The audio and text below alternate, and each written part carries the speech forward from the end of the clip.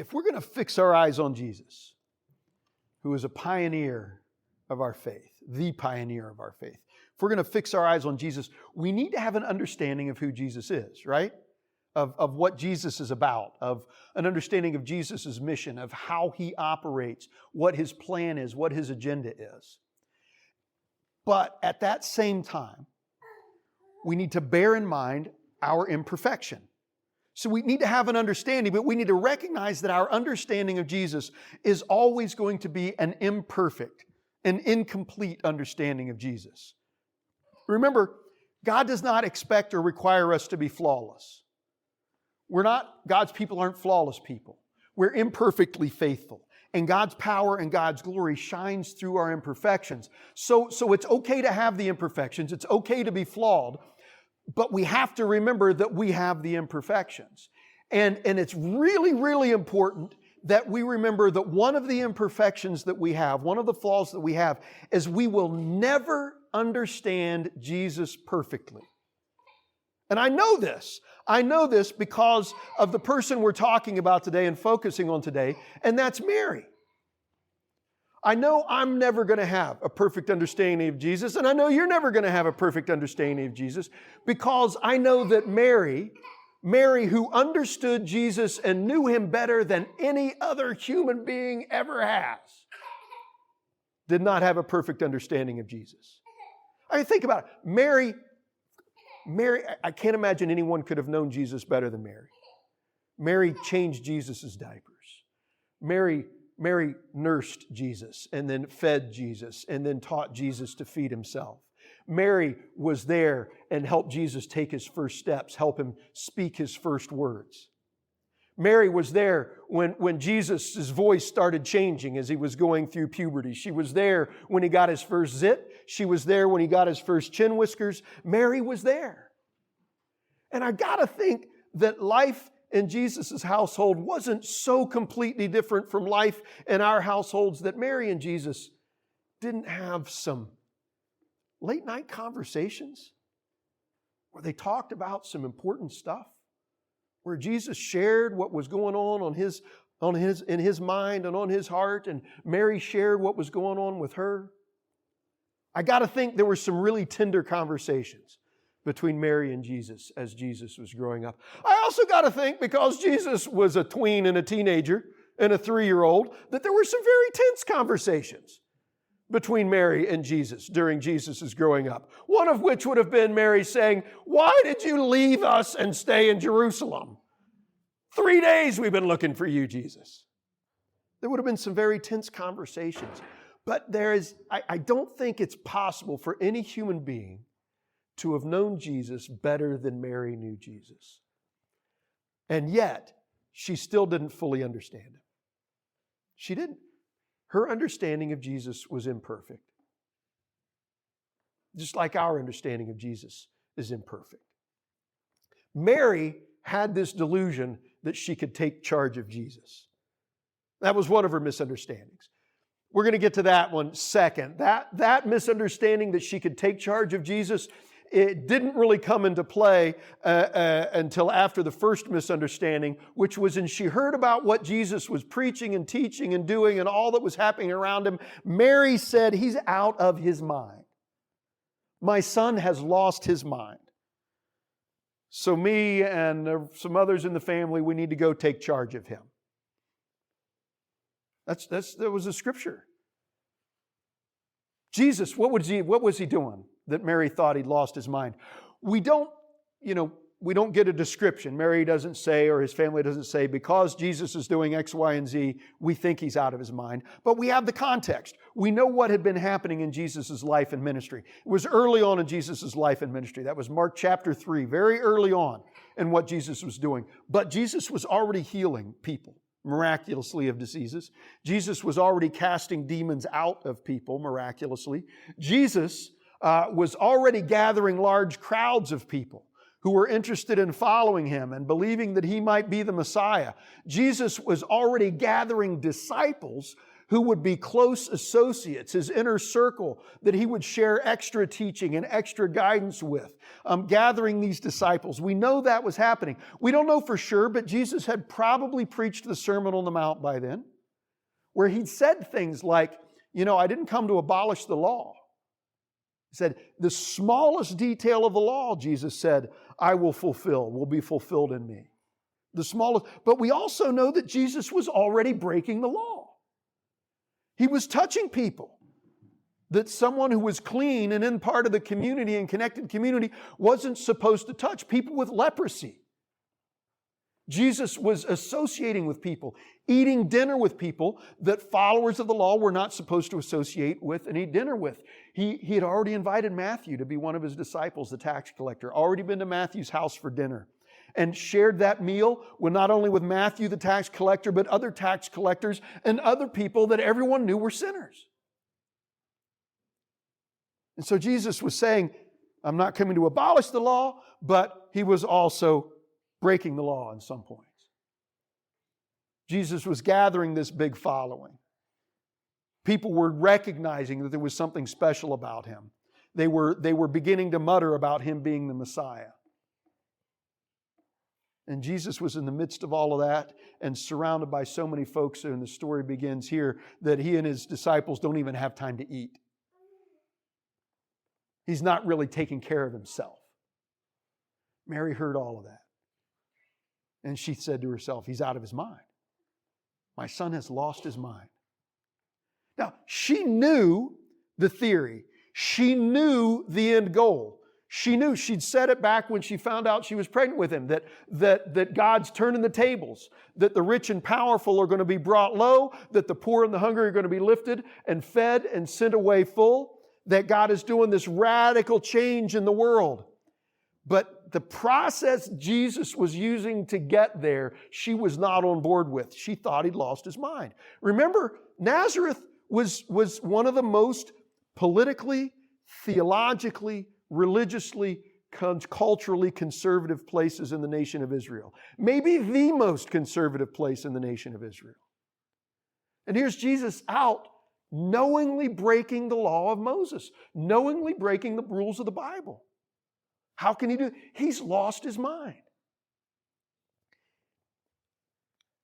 Mary and Jesus' family had a responsibility in that situation. If Jesus had been anyone other than the third person of the Trinity, God in the flesh, they had a responsibility to take charge of him. It was their duty. That's what family members did. The bonds of family were so close back in those days, it's difficult for us to even imagine. I know bonds of family are close here. I got a close bond with my family, but we can't even really fathom the depth of the closeness of blood relation in Jesus' day. And they had a responsibility to take charge of someone who was losing his mind and acting crazy and doing the kind of things Jesus was doing, because that made Jesus not just a threat to himself, but a threat to his family and a threat to his community. There had been false messiahs before, or people standing up claiming to be Messiah before, and they got killed. You want to get the Roman legion to come down on your family in your hometown? Stand up and say, I'm the new king of Israel. You want to get the current king of Israel to send soldiers to your family in your hometown? Stand up and say, I'm the new king of Israel. I am sorry, I thought I had that on vibrate. That is embarrassing. I don't mind when folks, you all out there, leave your phones on once in a while. That just happens, but I'm up here. I should know better. Well, not know better. I should pay it closer attention. When someone is doing those kinds of things, when someone is breaking the law of Moses, in a nation, in a place where their core of their identity is faithfulness to God through faithfulness to the law. And they've had prophet after prophet after prophet say, if you want God to bless you, you need to follow the law. If you do not follow the law, you will not experience God's blessing. You will experience God's curse. And that curse always works out bad. And if Jesus is doing those things, not only is there a threat that the Romans or that Herod might come in with their soldiers, there's a threat of divine retribution. They had a responsibility to go to Jesus and take charge of him so he would not be a danger to himself, to his family, or to his community. The problem was they fundamentally misunderstood not just who Jesus is, but His mission and ministry as the Messiah of God. What that really meant. They might have been on board with the end goal, but they had no idea about the process for getting there. They just didn't get it. And so they went to take charge of Jesus. It sounds a little crazy from our perspective when we think of taking charge of Jesus. Because, we know Jesus is the Son of God. Jesus is the Messiah. How could anyone think that? The fact is that Christians and the church have been trying to take charge of Jesus for 2,000 years. We've done it over and over and over and over and over again from the very beginning. This might have been the very first instance was when Mary and Joseph came back and said, Jesus, what are you doing? How could you do this to us? You left us 3 days we've been looking for you. That was the first time. Jesus was 12 years old then. He submitted to his parents. Now he's 30 plus. And that's not what he's doing anymore. He does something different. We'll get to that in a minute. We've been trying to take charge of Jesus from the beginning. You know why Paul was killed? Reading the book of Acts, Paul, follower of Jesus, preaching the gospel. Jesus is the Messiah in Jerusalem. Crowds of people, as Paul is telling them, Jesus of Nazareth is the Messiah, the Son of God. Crowds of people praising Paul for that. All of these Jewish followers of Jesus praising, cheering Paul on, amening him like crazy until he said, and the Gentiles are included too, and they said, heretic, die. Paul, you've lost your mind if you think the Messiah is leading us to embrace the Gentiles too. That's why Paul was killed. Not for preaching Jesus as Messiah, but for preaching Gentile inclusion. They wanted to keep Jesus in a box. They wanted to control Jesus. They were taking charge of the Messiah. Paul, you're wrong. Messiah can't be doing that. We've drawn the lines. We've drawn the boundaries. Messiah can go this far and no further. But the reality is Mary couldn't take charge of Jesus. Neither can anyone else. Neither can we. We've been doing it for years, for centuries. The church, an example that's a little closer to modern time, a little closer geographically to us. Dr. Martin Luther King Jr., friend of mine, another pastor, he was the lead pastor at the churches I just came from, Chip Freed, who knows a ton more about Dr. King and his life and ministry than I ever did. He pointed out to me that it is so easy for us in our culture and in the church to think of King as just a civil rights leader, just as a great civil rights leader, a great political leader, even though he wasn't a politician. But Dr. King wasn't just Dr. King, he was Reverend King. Martin Luther King Jr. was a pastor. And he saw his work and his mission and his ministry with the civil rights movement as just an extension of pastoral ministry. And so when the white power structure in Birmingham, Alabama refused to desegregate, when they refused to take down the whites-only signs from restrooms and restaurants and other places, when the police were polite out in public but were brutalizing black people behind the scenes, Dr. King, at the invitation of leaders in Birmingham, went there to be part of that. To prevent the peaceful protests, the city of Birmingham passed a rule that said you have to have a permit to gather in large groups, a permit to have a parade, a large public gathering. And they didn't have that permit. That's why Dr. King was arrested. He was put in jail. While he was in jail, there were a group of white clergy, 8 of them, mostly Christian. I believe there was one rabbi in the mix. White clergy people who wrote an open letter to Dr. King, to Reverend King, that they published in the local newspaper. And in that letter, they said some things to King that are strikingly similar to the way the Pharisees questioned and attacked Jesus and the things that were probably behind Mary and his family questioning Jesus and thinking he was out of his mind. They said to him things like, you're going to incite violence with these protests. You're going to cause violence in our communities by doing this. They said, you're being too radical. You're being too radical. This is a very extreme thing you're doing by doing these peaceful protests. It's too extreme. It's creating too much tension. God wants there to be peace in the community, not all of this tension in the community. They said, you're breaking the rules. You're telling people on the one hand that you want the officials of Birmingham to follow the law and desegregate, but you're breaking the law by gathering without a permit. How can you tell people to follow the law when you're breaking the law yourself? These are all the things that Jesus was attacked and criticized for.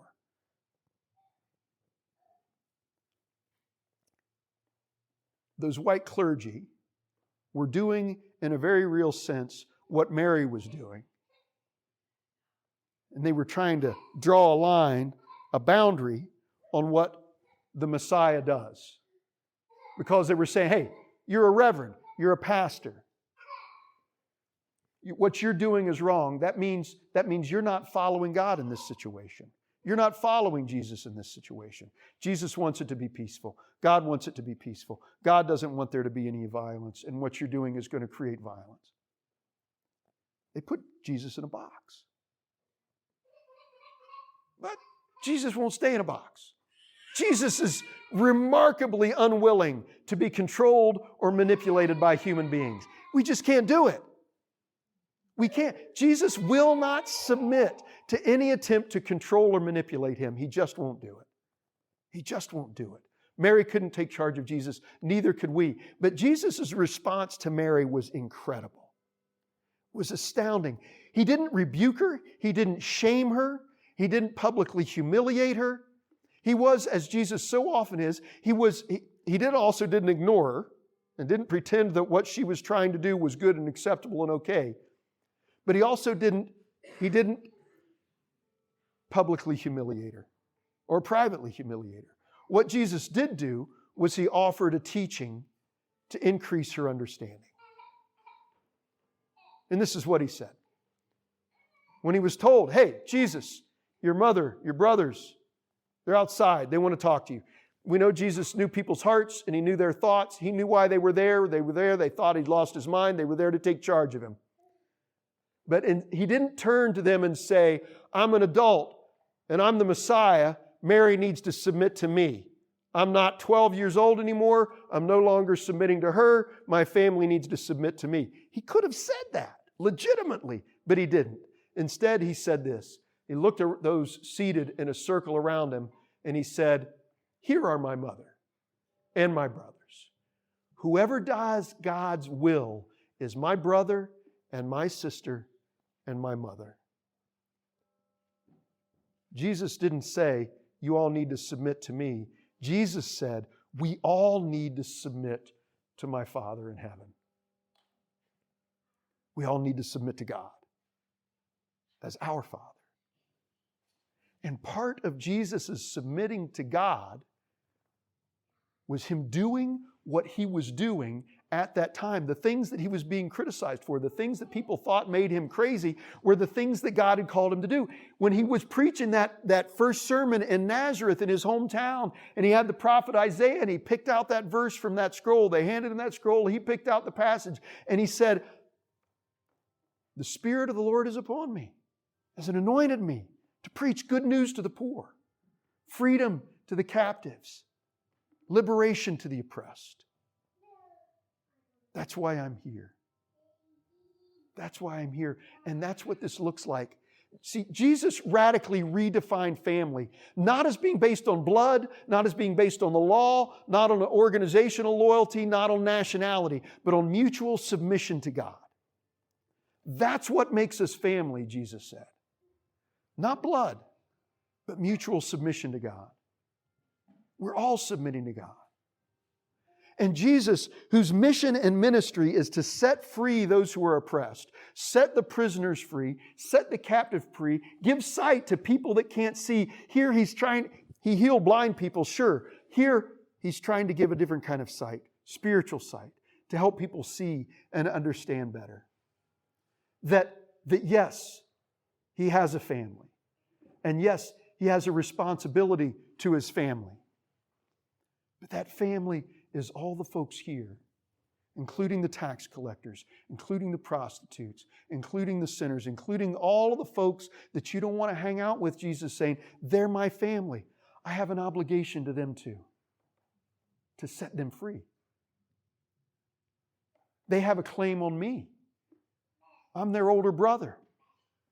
They're sick, they're hurting, they're in prison. And whatever day of the week it is, whether it's the Sabbath or not, they're sick, they're hurting, they need healing. They've got that claim on me to heal them because I'm their brother. I can't withhold it from them just because of some rule, even if the rule is in the Bible. The greater rule is love. Love your brother. Love your neighbor as yourself. These are my brothers. These are my sisters. I'm going to heal them. This, in a very short, Reverend King in that prison in Birmingham wrote a response to those 8 clergy people. It was a much longer response than Jesus, but Dr. King, wasn't the Messiah. He's a great man and a great pastor. And his response was much longer, but it echoes in so many ways Jesus' response to his mother and his brothers and sisters there. I'm not going to read the whole thing. It's long. It's like 10 pages. That's too much. But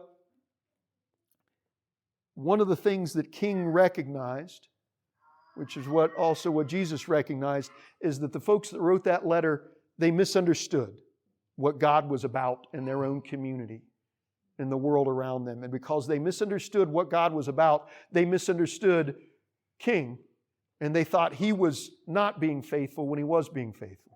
This is one of the things. This is just a brief portion of it. King writes, I must confess that over the last few years, I've been gravely disappointed with the white moderate.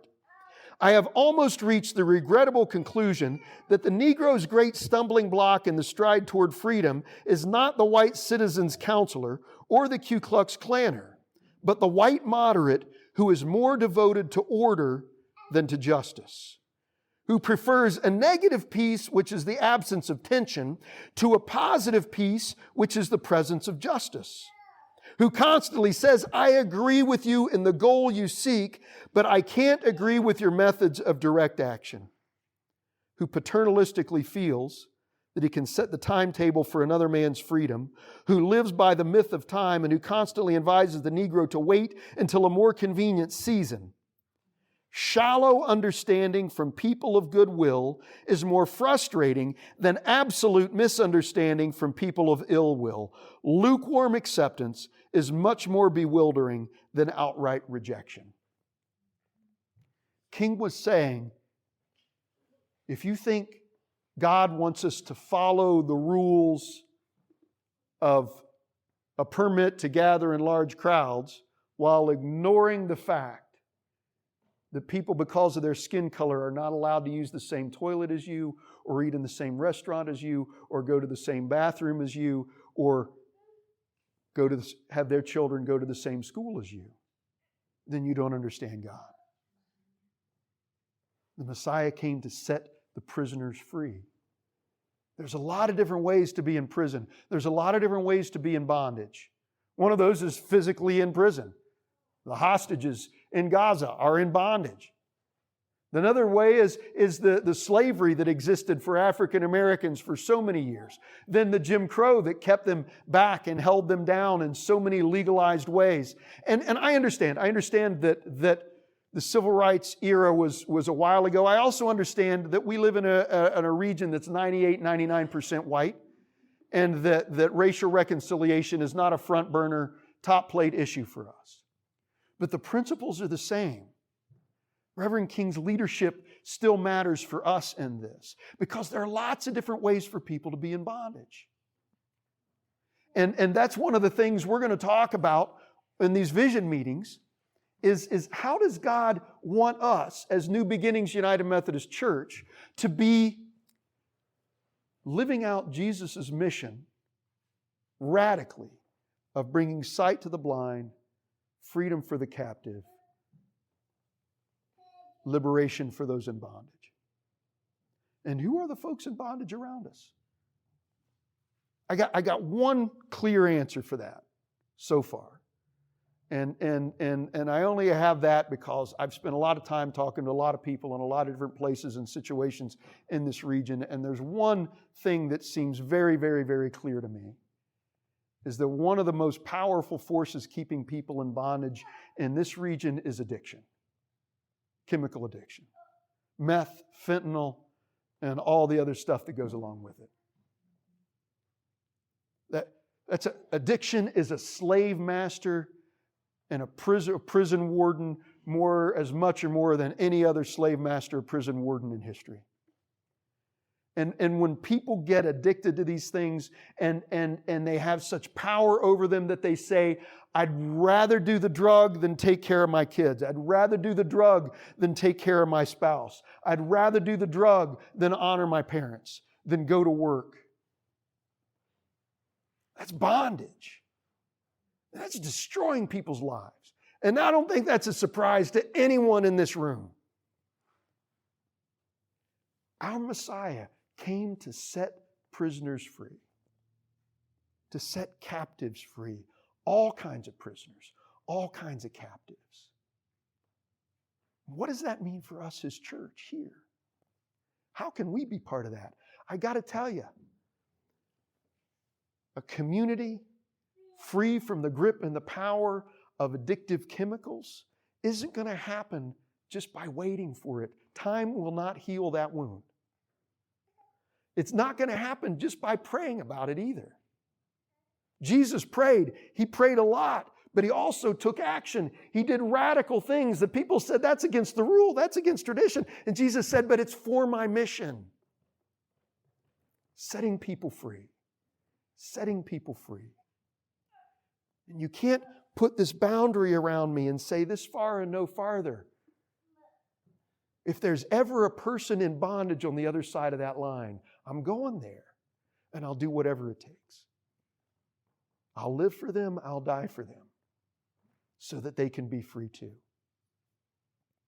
And addiction is it's a killer. I about said a word that I shouldn't say in church. But I've been in all ages, from children whose parents are addicts to adults who have children or spouses that are addicts, to adults who are addicts and abandon their children and their spouses, to seniors. Hits every age level. Spent a lot of time in juvenile jail up in Seneca County when I lived in Tiffin, and most of the kids that were there were on drug charges. It was drug-related crimes. Usually usage, sometimes distribution. 80-90% of them were there for drug-related reasons. And I started asking them, particularly when I tell them keep coming back and keep coming back. I said, when did you start? When did you start? The answer to that, which when I first heard it, I thought, wow, that's got to be like the exception to the rule, turns out to be the rule. Most of them started in 4th grade. 4th grade. And about half of them, a parent was the first one to give them the drink or the drug. And about half of them had parents that were using at home and manufacturing at home. And it's bondage. It's bondage. And we are the church who serves the Messiah, who says, I have come to set the captive free, to liberate those in bondage.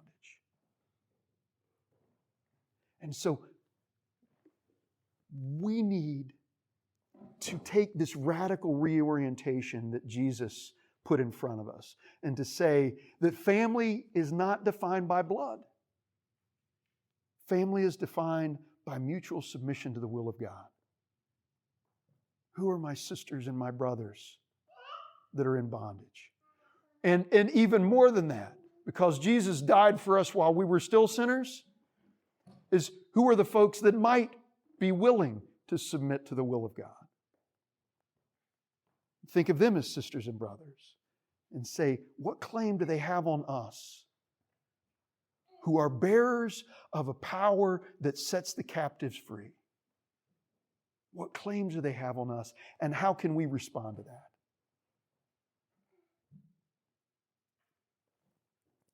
If we think that what Jesus wants from us is just to gather and worship and gather in Bible studies and pray for people who are sick or unwell or who might even be addicted, but that's what God mostly wants from us, then we really don't understand Jesus. Because our Savior did radical things and took radical actions, living for and dying for people whom He was setting free. And He said to His followers, pick up your cross and follow me. Follow me. So how do we do that?